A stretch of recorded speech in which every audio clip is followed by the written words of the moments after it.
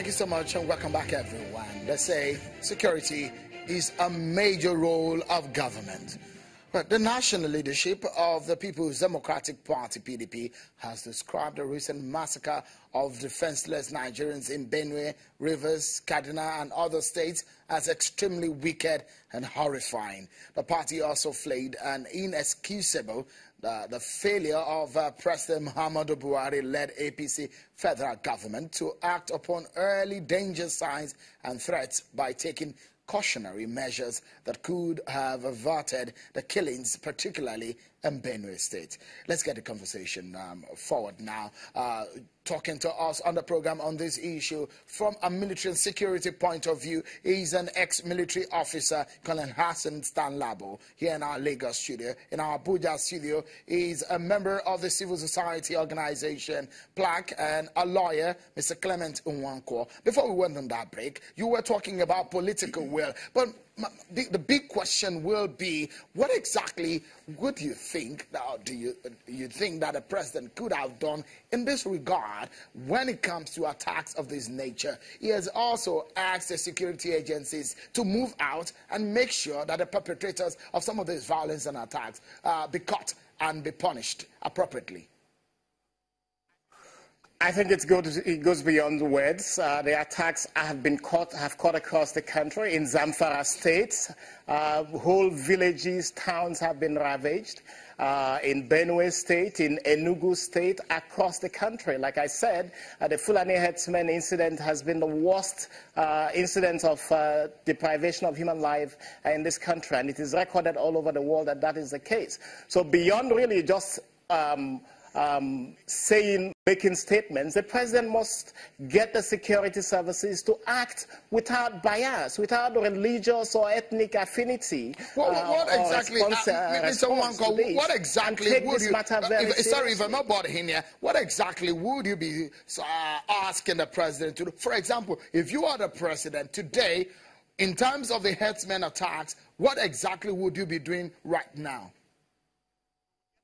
We would get the military equipped, we would get the police equipped, we would send them out, particularly in areas where they have created enclaves. In Kogi State, there are places you cannot go into because the herdsmen have taken over and they just jump onto the highways and take people at will.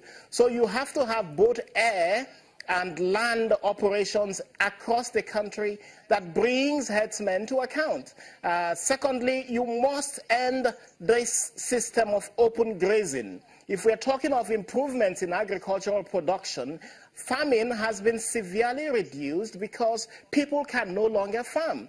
I watched the governor of Benue State, I watched the people of Benue State, I watched the agony on their faces. And no country, no president should see this and not raise it in his New Year broadcast as a major security concern that far exceeds Boko Haram incidents. So I think that this president must realize that this is a very serious issue. He must get the security services to work, and where the security services are not delivering after he has supported them to go to work, then he must take action to bring them to account or change the leadership of the security services. But what is going on is unacceptable. The president is not acting in a manner that suggests that he is interested in solving this problem. It is a major problem, and the president should and must take action to curb this. All right, we've seen, let me come to here in the Lagos studio.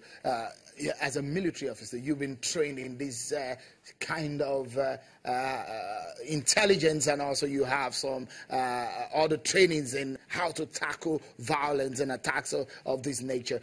But again, how did we get here? For example, when you see herdsmen, supposed herdsmen, coming around with sophisticated weapons and attacking, taking on communities where they are supposed to be grazing with their animals. How did we get to this? Could this be another Boko Haram in the making? Well, you wouldn't be too far from it, Sean, because frankly, these things keep building up gradually. And in our normal or traditional manner of handling issues, we keep playing with it, like some of my friends would say, we keep romancing it until it dawns on us that, look, we are into it as if we are into another Boko Haram. Is he as bad as Boko Haram? Frankly speaking, even if it's not as bad as Boko Haram, it has indicated, given us all the early warnings, all the signs that could even be worse off than Boko Haram. Could this be described as a terrorist action or violence? Because when people are in their beds and some folks just come around and put fire on people's houses, what more can be more horrifying than a terrorist attack? If we place the tag of terrorists on IPOP, on this very program, I refer to IPOP as terrorists. Hope you've not forgotten. I would also want to refer to these guys, the headsmen, as terrorists because their actions give them out as that. They are armed and they're armed. They might not be flying a flag and so on, but they are armed. But if they are this dangerous, yes. If you are the president, I mean, the president has a military training, has a military background, just as you are. Yeah. If you have this kind of situation, for example, if you are from Benue State and you're sitting right here and you are the president, what would you do? Definitely, I will get my service chiefs to move into action. All right? And that is why, at this juncture, one would want to commend the idea of the additional funding that is supposed to be coming over to the defense or to the military. That $1 billion additional funding, which the government is trying to, or is already sending to the military. I think all we need to do, rather than criticizing it, is to sit down and say, where really do we channel this money into to really give us real impact? Okay, all right. And I think we have the crop of leadership in the military today have the capacity to determine that. All right, let me allow Mr. Clement Nwankwo to finalize the interventions on this program because we're out of time. Presently, as we speak, it looks so much. If he is described as a military, ex-military officer, describe the situation as a terrorist situation, where do we go from here in 30 seconds, Mr. Nwankwo? This government must declare Fulani herdsmen attacks as terrorists. It's actually much more than terrorists. They are crimes against humanity that is being carried out. This government must know that Nigerians rate it as having failed woefully on a major security issue, and it would be an important issue looking forward, looking towards the 2019 elections. The government must take action.